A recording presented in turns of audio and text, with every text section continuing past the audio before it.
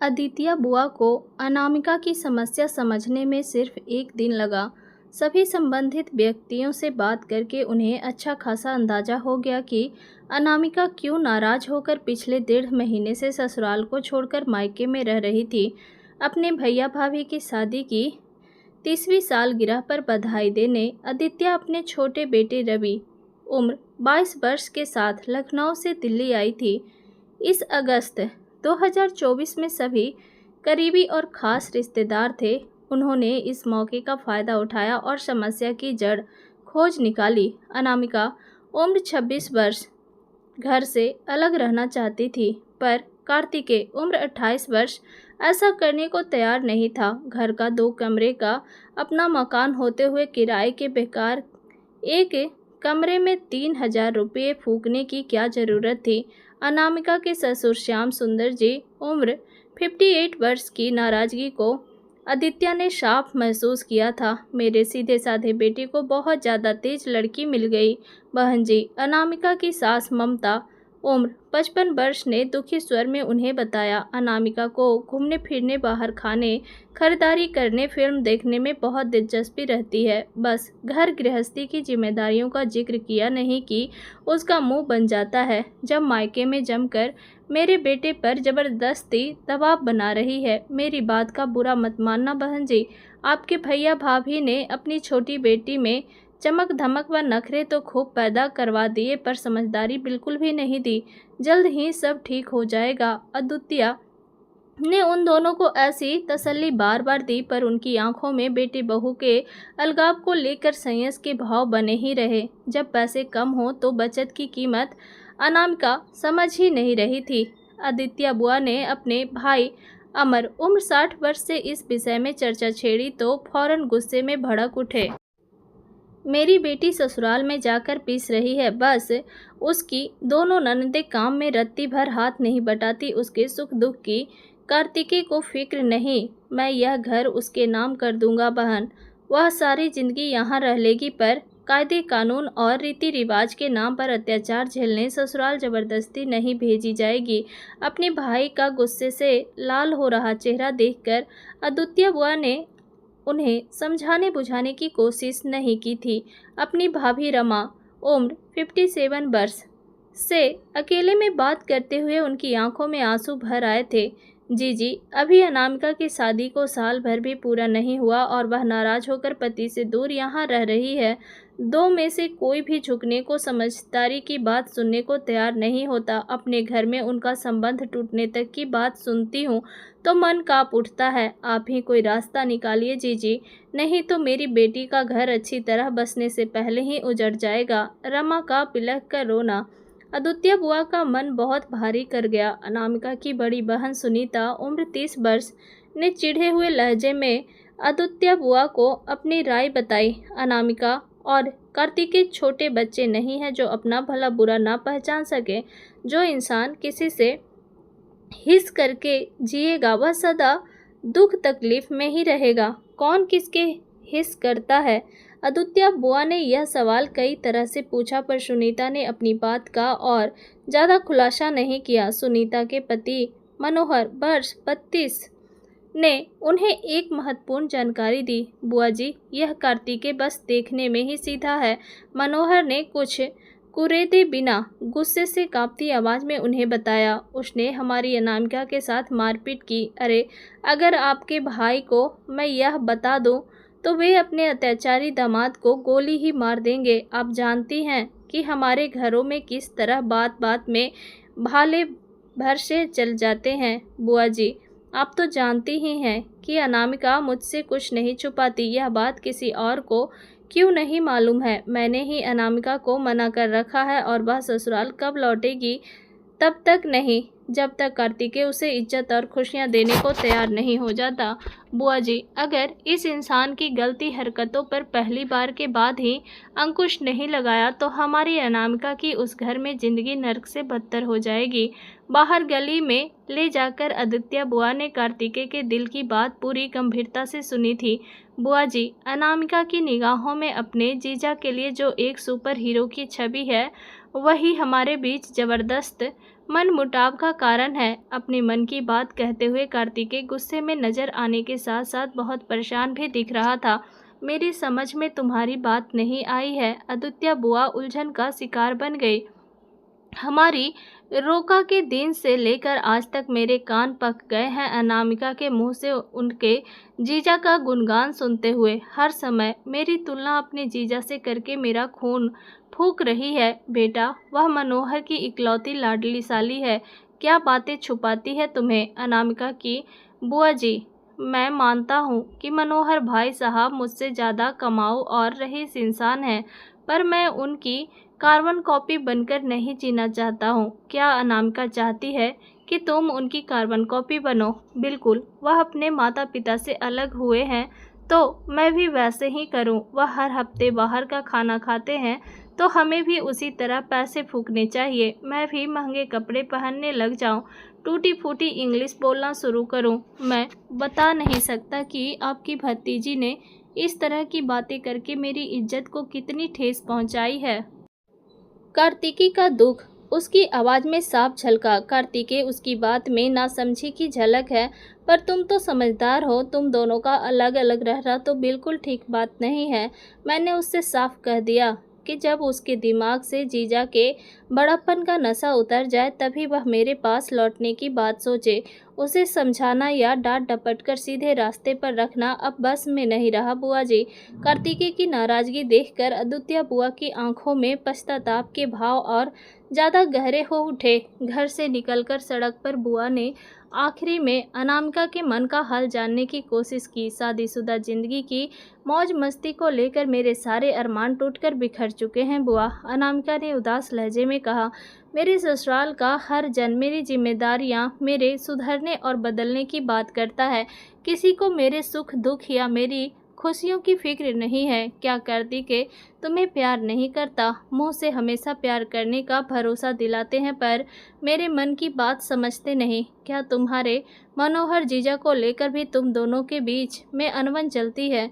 जीजा जी के नाम से ही उन्हें चिढ़ होती है बुआ। मेरे ख्याल से कार्तिकेय मनोहर से नहीं बल्कि हर वक्त तुम्हारे मुँह से मनोहर की वाहवाही सुनकर चिढ़ता है। जब वे हैं ही बहुत अच्छे तो मैं उनकी बात क्यों न करूं? जिस रिश्ते में कुछ भी और खराब नहीं है उस पर कार्तिकेय शक करे तो क्या यह मेरी गलती है? गुस्से के कारण अनामिका की आवाज़ में कंपन होने लगा।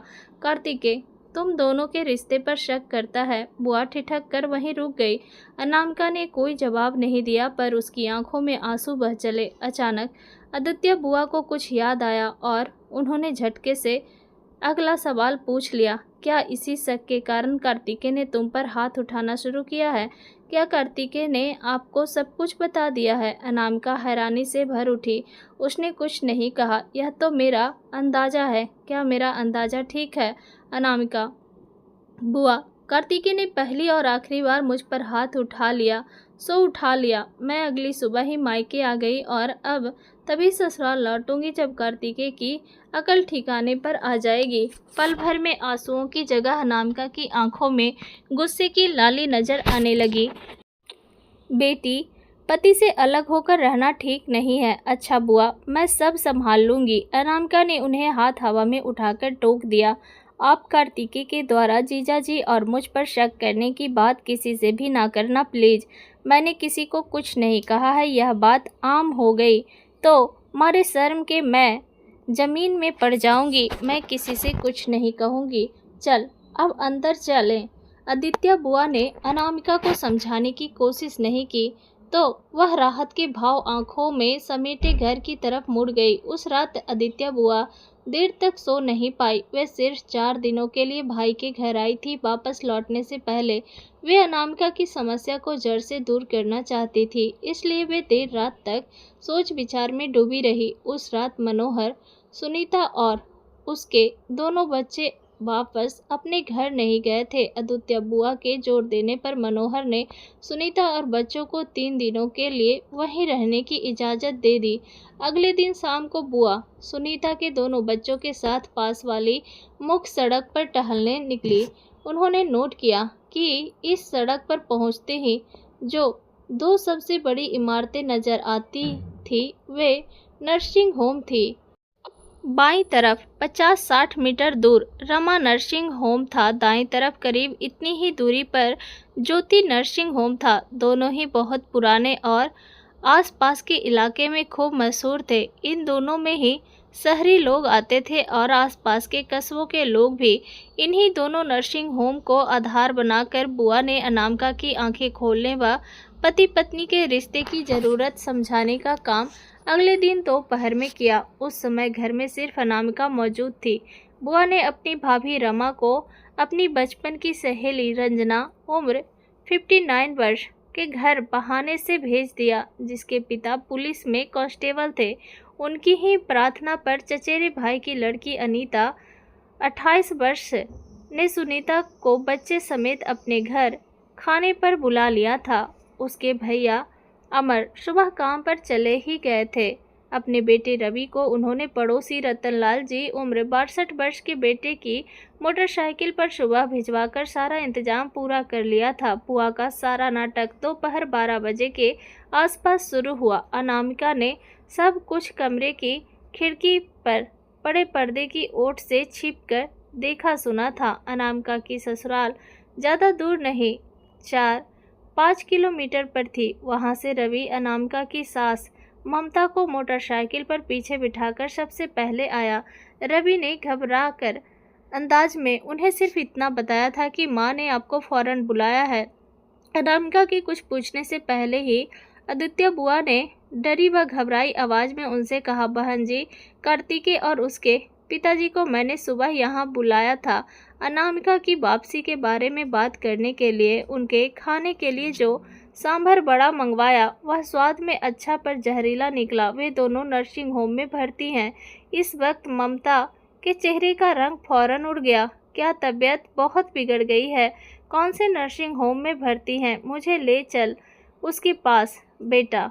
आंटी, मैंने जीजा जी को ज्योति नर्सिंग होम में भर्ती कराया था। कुछ देर बाद अंकल को पड़ोस वाले Ratanlal uncle Rama nursing home लेकर चले गए थे। हम पहले वहां चलें? रवि ने मोटरसाइकिल घुमाते हुए पूछा। पहले अपने अंकल से मिला दे बेटा, वे बीमारी में बड़ी जल्दी घबराकर हौसला खो देते हैं। घबराहट के कारण कांप रही ममता उचककर पीछे बैठी और रवि उन्हें लेकर मुख्य सड़क की तरफ चल पड़ा। पर्दे के पीछे छिपी अनामिका ने सब कुछ देखा सुना था। करीब 20 मिनट बाद सुनीता रिक्शा से घर पहुंची।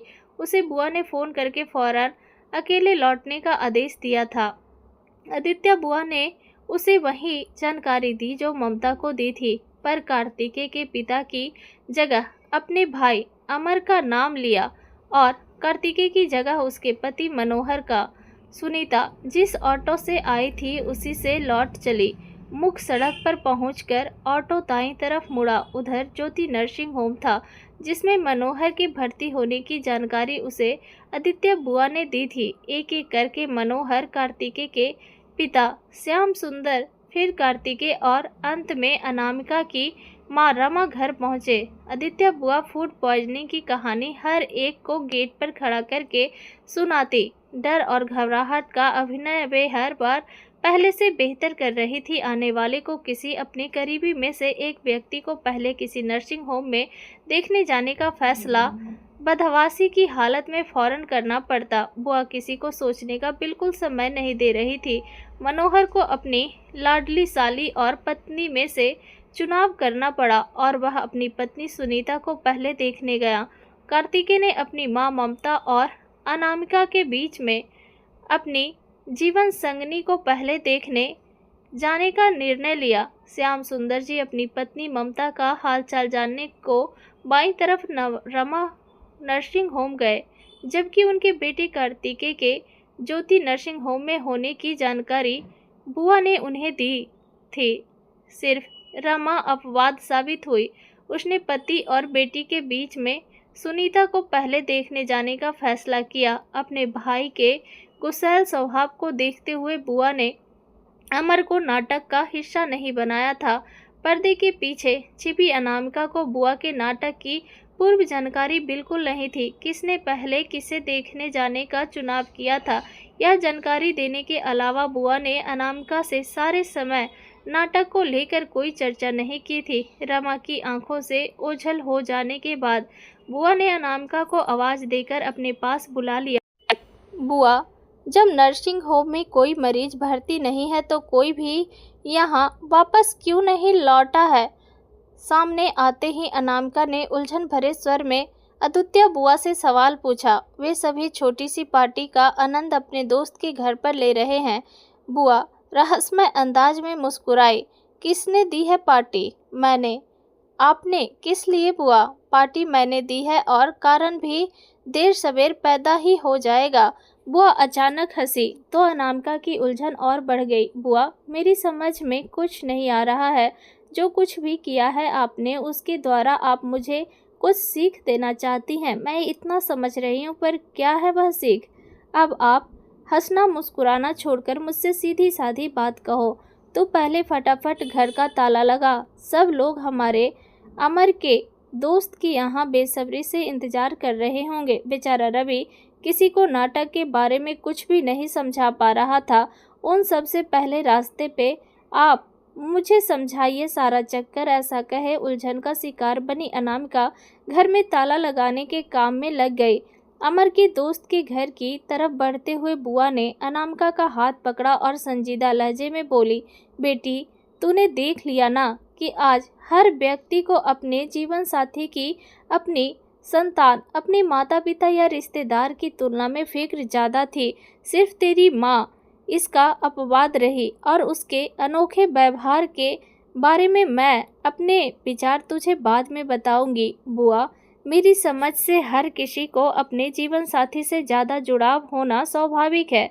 पति पत्नी किस उम्र के हैं, इसका ज़्यादा प्रभाव इस बात पर नहीं पड़ता है। अनामिका ने अपना मत प्रकट किया। तो ठीक कह रही है, इकलौता बेटा प्यारा है, पर उससे पहले तेरी सास ममता अपने पति श्याम सुंदर को देखने गई। मनोहर की तुमसे बहुत अच्छी पड़ती है, पर वह सुनीता को देखने भागा चला गया। कार्तिकेय से तुम आजकल नाराज चल रही हो, पर अगर मौका पड़ता तो तुम उससे पहले देखने जाती, या अपने जीजा को या फिर अपने पिता को। अभी फैसला बताना कठिन है, पर बदहवासी की हालत में शायद कार्तिकेय को देखने भागती, और ऐसे में मैं भिन्न नहीं हूँ बुआ। अनामिका ने सोचपूर्ण लहजे में जवाब दिया। अब मेरी बात ध्यान से सुनो अनामिका। शादीशुदा जिंदगी की फिल्म में हीरो हीरोइन की भूमिका पति पत्नी ही निभाते हैं। उनके आपसी संबंध में कितने भी उतार चढ़ाव आए, पर जरूरत के समय में दोनों ही एक दूसरे के सच्चे साथी, शुभ चिंतक और मददगार साबित होते हैं। मेरे नाटक ने आज इस बात को सिद्ध नहीं किया है क्या? बिल्कुल सिद्ध किया है बुआ। अनामिका ने फौरन हामी भरी। तू ऐसी फिल्म को किस खाने में रखेगी जिसकी हीरोइन या हीरो अपनी इच्छा, किसी मांग या जिद, कैसी भी परिवर्तन की चाह के कारण एक दूसरे से दूर होते चले जाएं? ऐसी फिल्म तो रोने वाली फिल्म बनेगी बुआ। बेटी, कार्तिकेय और तुम्हें एक दूसरे से शिकायतें होंगी, तुम दोनों में ही कमियां हैं, पर बड़ी बात यह है कि आज की तारीख में एक दूसरे से नाराज होकर तुम अलग अलग रह रहे हो। क्या तुम अपनी शादीशुदा जिंदगी की फिल्म को एक दुखांत फिल्म बनाना चाहती हो? बड़ी सड़क पर पहुंचकर बुआ रुक गई और अनामिका के चेहरे पर नजरें गड़ाकर उन्होंने अपना सवाल पूछा। कोई भी पत्नी ऐसा नहीं चाहेगी, अनामिका ने गंभीर लहजे में जवाब दिया। क्या यह जवाब तू सोच समझ कर दे रही है? हाँ बुआ। तब क्या तू बता सकती है कि मैंने आज की पार्टी किस खुशी में दी है? अद्वितीय बुआ ने अर्थपूर्ण लहजे में पूछा। मैं एक नहीं बल्कि दो कारण बताऊंगी। अनामिका शरारती अंदाज में मुस्कुराई। पहला कारण तो यह है कि मैं अपने हीरो कार्तिकेय के साथ आज अपने घर लौट जाऊंगी, और यह आपके लिए बहुत खुशी की बात है। और वह दूसरा कारण क्या हो सकता है जिसका मुझे भी पता नहीं। बुआ, आपने नाटक में कुशल अभिनय व उसका सफल निर्देश करने की खुशी को आप पार्टी देने का दूसरा कारण मान सकती हैं। आप अपनी इस हॉबी को गंभीरता से लें तो एक दिन पूरे देश में आपका नाम गूंज उठेगा। क्या तू मेरी टांग खींचने की कोशिश कर रही है? बुआ ने बनावटी अंदाज में आंखें तेरी नहीं मेरी प्यारी बुआ। अनामिका उनके गले लगकर भावुक लहजे में बोली। आपके नाटक ने मुझे तेज झटका लगाकर मेरी आंखें खोल दी। अपने हीरो कार्तिकेय की मैं मनोहर जीजा जी से तुलनाबद्ध कर दूंगी। हर कदम पर अपने हीरो के साथ रहकर मैं अपनी ज़िंदगी के सारे कड़वे मीठे अनुभवों से नहीं गुजरी तो अंत में मूर्ख बनकर नुकसान उठाऊंगी। यह सीख मैंने अपने दिल में उतार ली है। बुआ ने प्यार से अनामिका का माथा चूम लिया। इस जगह से मैं पहले ही 6 व्यक्तियों को होटल पहुंचाने का काम करके थक चुका हूं। मुझे नहीं मालूम था कि आप दोनों को लेने भी मुझे आना पड़ेगा। माँ, यहाँ खड़े होकर गप्पे मारने की क्या ज़रूरत है? नाराज नजर आ रहे रवि की आवाज़ सुनकर बुआ भतीजी अलग हुए और अपनी अपनी आंखों से निकले आंसू पोंछते हुए अमर के दोस्त के घर की तरफ बढ़ चले। आदित्य बुआ ने अनामिका को आखिरी में कहा, बेटी, हम लोगों के पास रहने खाने का ठीक ठाक पैसा अब पहली बार मिल रहा है। कार्तिकेय की कमाई इतनी नहीं है कि हीरो बना फिरता रहे और तुम्हें नया मकान दिला सके, और ना मनोहर की कमाई परमानेंट रहने वाली है जिस पर तू इतरा रही है। जो मिला है उसे सहेज कर रख मेरी बच्ची। अमर के दोस्त के पास पहुंचकर जिस प्यार भरे अंदाज में अनामिका अपने हीरो कार्तिकेय की तरफ देखकर मुस्कुराई, उसे नोट करके आदित्य बुआ का दिल गदगद हो गया। मन ही मन दोनों को खुशी रहने का आशीर्वाद देकर वह वहां से उपस्थित लोगों के नाटक से जुड़े सवालों का जवाब देने के लिए तैयार हो गई। आशा करती हूँ आपको हमारी कहानी अच्छी लगी होगी। अगर आपको हमारी कहानी अच्छी लगी तो वीडियो को लाइक और शेयर करें, चैनल को सब्सक्राइब करें। वीडियो देखने के लिए आपका धन्यवाद।